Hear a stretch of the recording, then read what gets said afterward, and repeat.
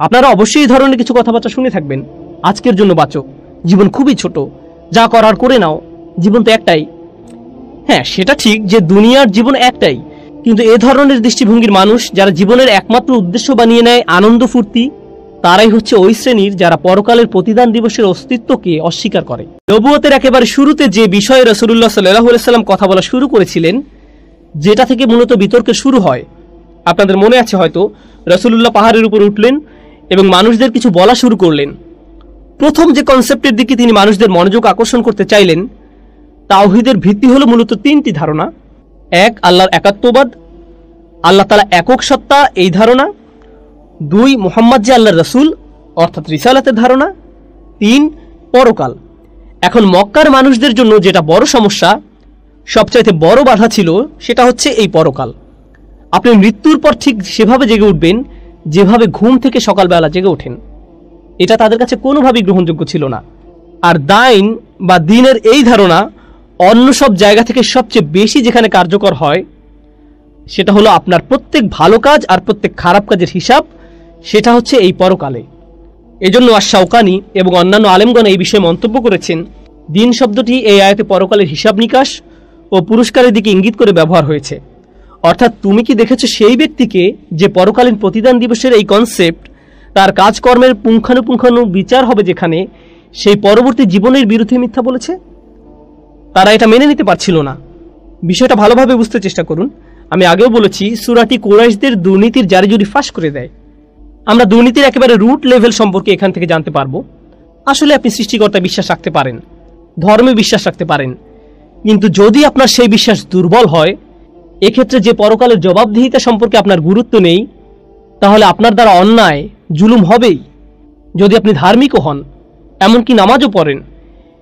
এবং আমি একথা কেন বলছি যে যদি আপনি নামাজও পড়েন, কারণ আল্লাহ এই সূরাতে তাদের কথাই বলছেন যারা নামাজ পড়ত, অথচ তারপরেও সাথে জঘন্য অপরাধে লিপ্ত থাকত, আজে বাজে কাজকর্ম করত। কেন? কারণ পরকালে বিশ্বাসের ধারণা তাদের মধ্যে ছিল না। আপনারা হয়তো জানেন, যে কোনো মানুষের জন্য যে বিষয়টি সবার আগে অপরাধ কর্ম থেকে দূরে থাকতে সাহায্য করবে, সেটা হচ্ছে কাজের পরিণতির ভয়। একটি লাল বাতি সিগন্যাল, সাথে উপরে ক্যামেরা ফিট করা আছে। এমন হলে তাকওয়া অন্তরে অটোমেটিক সেট হয়ে যাবে, স্বাভাবিক। এইভাবে যে কাউকে থামিয়ে দেওয়া যাবে, কারণ এভাবে পরিণতি ভয়ঙ্কর হতে পারে। আমাকে জরিমানা করা হতে পারে, কিংবা আমি আমার লাইসেন্স হারাতে পারি। পুলিশ অফিসার তো আমার পাশেই দাঁড়িয়ে আছে। আবার মাঝে মাঝে আমরা গায়েবের উপরও বিশ্বাস রাখি, আরে পুলিশ অফিসার তো আশেপাশেই কোথাও থাকতে পারে, যদি চলে আসে। আল্লাযীনা ইউমিনুনা বিল গায়ব, ঠিক না? অর্থাৎ বিষয়টি হচ্ছে, যদি আপনার অন্তরে এই ধারণা দৃঢ় থাকে যে অপরাধের দরুন আপনাকে পরিণতি ভোগ করতে হবে, কিংবা কাজের প্রতিদান দেয়া হবে আপনাকে, তাহলে আপনি অপরাধ থেকে দূরে থাকবেন, অথবা আপনি পুনরায় আবার চিন্তা করবেন। তাই আল্লাহ তাআলা সূরাটি শুরু করেছেন, তুমি কি দেখেছো সেই ব্যক্তিকে যে প্রতিদান দিবসের এই ধারণার বিরুদ্ধে মিথ্যা বলে? আবারও চলুন আমরা দুটি বিষয় একত্র করে নেই। সে এটার বিরুদ্ধে মিথ্যা বলছে, মানে তার মনের কোনো এক কোণায় অবশ্যই এই ধারণা মজুদ আছে যে হয়তো আমাকে কাজের ফলাফল ভোগ করতে হবে, কিন্তু সে মনের এই চিন্তাকে উড়িয়ে দেয় এবং এটা নিয়ে হাসি ঠাট্টা করে। আচ্ছা, তোমরা তাহলে জাহান্নামকে ভয় করছো? ওখানে তো অনেক গরম না? জান্নাতে গেলে কি কি পাবে তোমরা? এরপর জান্নাত নিয়েও তারা ঠাট্টা করে। কিন্তু তাদের মনের কোথাও না কোথাও এই প্রশ্ন ঘুরে ফিরে আসেই, হয়তো মৃত্যুর পরেও কোনো জীবন আছে যেখানে জবাবদিহি করতে হবে। কিন্তু হঠাৎ জেগে ওঠা মনের এই চিন্তাকে তারা মনের মধ্যেই কবর দিয়ে দেয়, এটা সম্পর্কে মিথ্যা বলে এবং নিজেদের নিত্যদিনের জীবনযাপন নিয়ে এগিয়ে যেতে থাকে, কারণ তাদের কাছে এসব নীতি চিন্তার কোনো পাত্তা নেই। আর হ্যাঁ, এই সূরাটি সেই সমস্ত লোকদের নিয়ে আলোচনা করছে যারা বেপরোয়া, কোনো কিছুতেই যাদের কোনো কিছু যায় আসে না। সামনে আমরা বিষয়টি আরো ভালোভাবে বুঝবো ইনশাআল্লাহ। অফি কালামি হাতফুন আল মানা। আর এই বর্ণনার বাচনভঙ্গির দ্বারা যা বোঝা যায়, এই বর্ণনা ভঙ্গির পেছনে আছে বিশেষ উদ্দেশ্য। মাঝে মাঝে আল্লাহ অনেক ছোট বাক্য বলেন, কিন্তু লাইনগুলোর ফাঁকে ফাঁকে আরো বেশ কিছু বক্তব্য থাকে। আরবিতে এটাকে হাতফ বলে, অর্থাৎ বিশেষ কোনো কাজ, মিশন। তো আমরা এটাকে ব্যাখ্যা করব এবং আলেমদের বিভিন্ন মত দ্বারা আল্লাহ কি বোঝাতে চাচ্ছেন তা ক্লিয়ার করবো ইনশাআল্লাহ। আর আইতাল্লাযী ইউকাযযিবু বিদ্দীন, তুমি কি দেখেছো সেই ব্যক্তিকে যে শেষ বিচারে এই কনসেপ্টকে মিথ্যা বলে? সে কি সঠিক নাকি ভুল? সে কি সত্য পথে আছে নাকি মিথ্যায়? তুমি কি ভেবে দেখেছো তার অবস্থাটা? এটা হচ্ছে পরিপূর্ণ অর্থ উপরের আয়াতে যা বোঝানো হচ্ছে। ওয়ালিদ ইবনে মুগীরা, আস ইবনে ওয়াইল, আখনাস ইবনে শুরাইক, আবু জাহল, আবু লাহাব ইত্যাদি মানুষরা এই আয়াতের গণ্ডির ভেতরে পড়ছে। এবং সাধারণ অর্থে বর্তমানের অসংখ্য মানুষ যাদের এমন মেন্টালিটি আছে, এবং দেখা দ্বারা এখানে যা বোঝানো হচ্ছে একভাবে বুঝলে এটার অর্থ দ্বারা আক্ষরিকভাবেই দেখা বা চর্মচক্ষু দ্বারা দেখা। অর্থাৎ রাসূলকে সাধারণভাবে জিজ্ঞেস করা হচ্ছে, তোমার চোখ কি ওই লোকদের কর্মকাণ্ড পড়েনি? তোমার চোখে কি ওই সমস্ত লোকদের কর্মকাণ্ড পড়েনি? অর্থাৎ সরাসরি দর্শনের কথা বলা হচ্ছে। কিন্তু অন্য মত থেকে জানা যায় এই দেখা দ্বারা চিন্তা ভাবনার কথা বোঝানো হচ্ছে। তুমি কি এই লোকদের পরকালকে মিথ্যা বলার দাবিটি চিন্তা করে দেখেছো? একটা হচ্ছে আক্ষরিক অর্থে দেখা, আরেকটা হচ্ছে অলংকারিক অর্থে দেখা।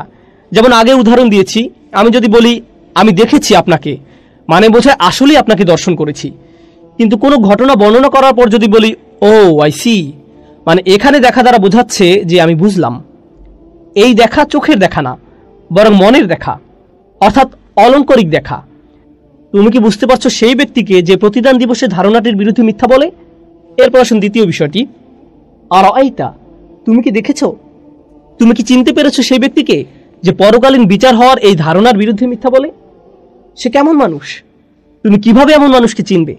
কিভাবে বুঝবে যে এই ব্যক্তি পরকালে তাকে যে কাঠগড়ায় দাঁড়াতে হবে সেটা মানেই না? প্রশ্নটা এখানে করা হয়েছে। সাধারণত এই ধরনের প্রশ্ন হয় এমন যেটা শুনে আপনার মনে হবে যে এটার উত্তর তো আমি আগে থেকেই জানি। কিন্তু এই সূরাটিতে আল্লাহ তাআলা এখানে উত্তর দিয়ে দিচ্ছেন।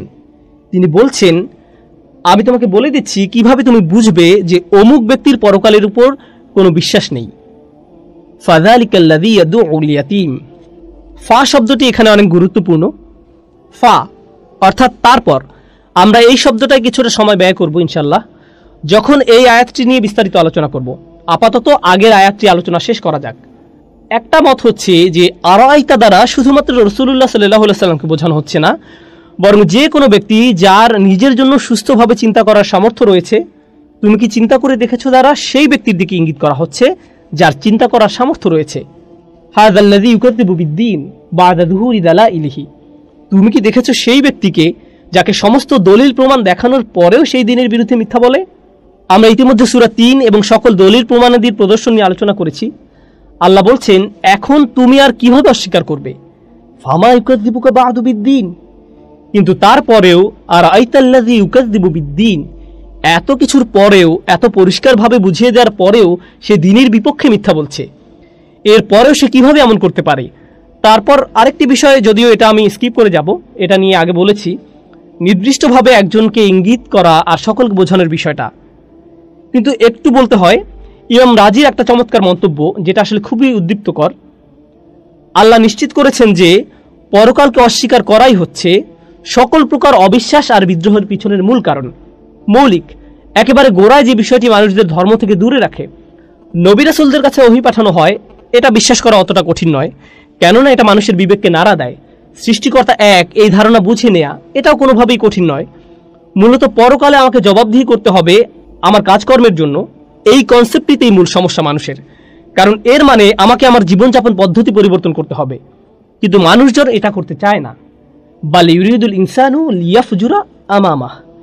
মানুষ চায় তার সামনে থাকা নিয়মকানুন ডিঙিয়ে যেতে, পাপের পথে অগ্রসর হয়ে নিয়ম শৃঙ্খলার তোয়াক্কা না করে একেবারে সেগুলোর বিরুদ্ধে বিদ্রোহ চালিয়ে দিতে। শৃঙ্খলা বিধির কোনো পাত্তা নেই তার কাছে, এবং এটাই হচ্ছে সেই মূল কারণ যেটার কারণে দিন ধর্ম সে মানতে রাজি নয়। এই বাস্তবতা খুবই কঠিন, তার জন্য মেনে নেওয়া খুবই দুরূহ। জানেন নিশ্চয়ই, যখন বাস্তবতা খুব কঠিন হয় মানুষ চায় সেটা থেকে পালাতে। অনেকেই এরকম করে থাকে, আমরা তাদেরকে এক কথায় কাপুরুষ বলে থাকি।